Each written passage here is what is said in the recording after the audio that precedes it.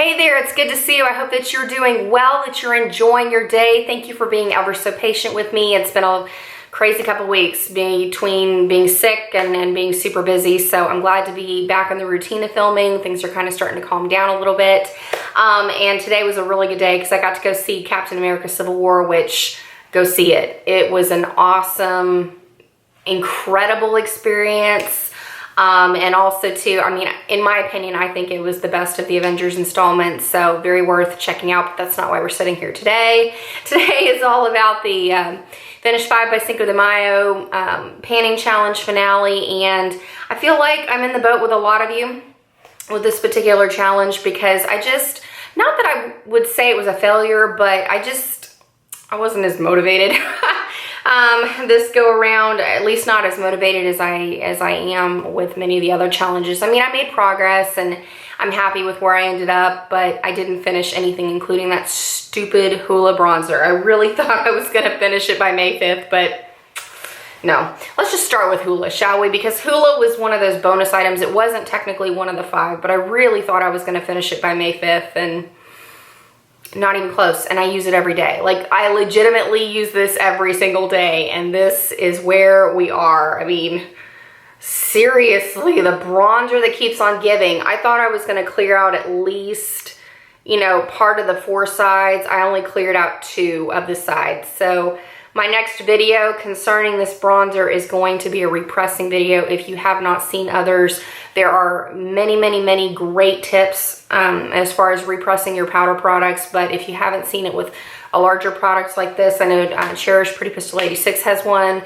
and I've seen bunches from other people, so that's going to be kind of my next step because it is getting hard to get my brush around the sides of the pan, but I figure now that it just won't go anywhere. It's time to repress this bronzer and finish it off. So I do like it. I'm just, it won't die. Like it just, ugh. So that's where I am with that bronzer. But as far as the rest of the things go, like I said, I didn't finish anything. I made progress. The reason that my motivation really halted was because of this product. I hit substantial pan in it before. This is the Archie Girls collection from MAC in the shade Veronica's Blush. The original product was a light pink, very shimmery highlighting shade, and there were 3 or 4 very bright hot pink hearts. I did not like that shade of pink at all. I tried it as eyeshadow, I tried it as blush, I tried it as blush topper. Blending out eyeshadow to kind of warm up a look, and I couldn't find a way that I really liked it. So I decided to perform my own surgery on the compact to take out the hot pink hearts. The first time I did it, when I took out 1 heart, it was fine, but when I started taking out the 2nd and the 3rd heart, the entire powder completely crumbled. So I took out the hot pink hearts and then repressed what was left. And after I did, I mean, yes, I hit substantial pan, but once I repressed it, I mean, it's a full compact of powder. So it just left me feeling not as motivated to use it. I mean, I will use it. I love this product, don't get me wrong. I just, when I went from looking at pan to looking at a completely full pan repressed, I was like, I just can't be bothered with it. So I wore it, and I ended up going from wearing the purple look every day to about every other day, and then for the last week it's been about, I think I wore it twice because I'd rather go back to Steel in the Light where I can see some serious progress. So that's where this compact ended up, but there is a lot of product gone out of it. The main things I really wanted to do, number 1 was to hit pan in this Always a Bridesmaid shade from Benefit. It's one of their creaseless cream shadows. I knew I wasn't going to finish it because there's a lot of product in here, but I did hit my goal of hitting pan.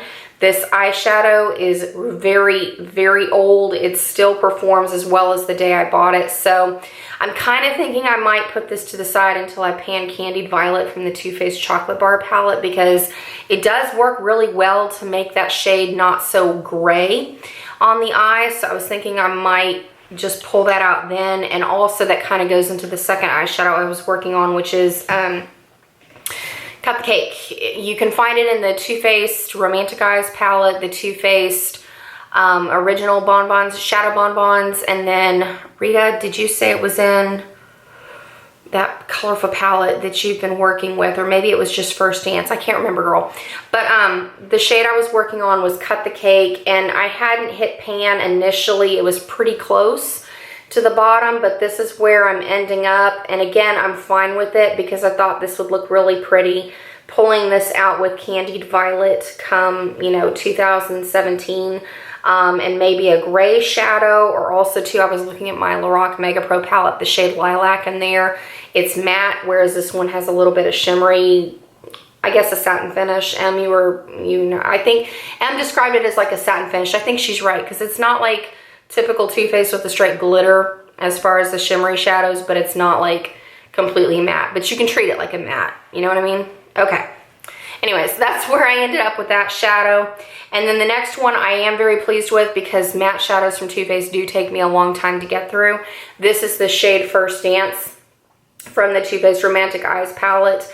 I worked on this so much when I first started my original panning journey. And even when I started this panning project, I hadn't quite hit pan yet. So to see this progress, I have continuously worked on this consistently from the time I started the Finish 5 by Cinco de Mayo, because when I didn't wear it as a crease shade, I wore it as a liner shade on my lower lash line with my Steel in the Light palette. I wore it as a liner on both my upper and lower lash line, especially when I wear the shade Sunset from my Stila in the Light palette. So I think I'm going to go on and keep this in the Everyday palette and just use more of this in the summertime when I want a different liner other than a black. So I really, really enjoyed that. I'm happy with the progress. And also too, I'm okay going on and finishing this off because I do have other matte purples in my collection. I'm thinking like immediately I've got one in my, is it Stila? No, Tarte Bon Voyage palette. There's that really deep matte purple, and then also to the, I'm trying to think, I think I have not a Too Faced. I've got something else in my collection that has a matte purple, so I've got plenty. I can finish that one. The other shade I really wanted to work on was the shade Strawberry Bonbon from my Too Faced Chocolate Bar palette. I made a little bit of a dip in it, but from consistent use, using this all the time when I wore that purple look, this is about all the dip I made in it. So I made some progress. I'm happy with it, but like I said, matte shadows from Too Faced take me quite a while to hit pan on. So this is going to be something that I'm looking forward to working on in January. Like I said, using those lilac shades, Candied Violet, maybe some grays. But I just, after that highlighter, I was not feeling it. Not feeling it at all. And the last thing I really wanted to work on was the NARS Blush and Gaiety. I knew I wasn't going to finish it, but I did make a dip. I had to scrape off the top layer because there was some hard pan, because this blush is fairly old, but I'm happy to see that there is a little bit of progress. So I'm going to continue working on that as I wear more purple looks in the future. So that's about it. Like I said, this was a weird challenge. I just didn't feel as inspired as I typically do, but it was fun. I'm glad I participated in it, and now I'm thrilled to be consistently back in my Steel in the Light palette. So I'm thinking I may take a slight bit of a break from the next panning and maybe join in with the 5 by Fall just to kind of, no, you know what I'm going to do? I'm going to try a straight Project 10 pan. That's what I'm going to do, because I haven't done a straight project pan and labeled it that because I didn't want to feel like too restricted, but I think maybe that's what I need to do right now. And I could pick the eyeshadows I'm working on. I've got an eyeshadow primer, a powder, foundation, things like that. So that's what I'm going to do. I'm going to do a straight Project 10 pan and repress this silly Hoola bronzer and finish it off. So that's about it. I hope that you're having a blast shopping your stash and panning. Have a wonderful weekend and a happy Mother's Day, and I look forward to seeing you very, very soon. Catch you later.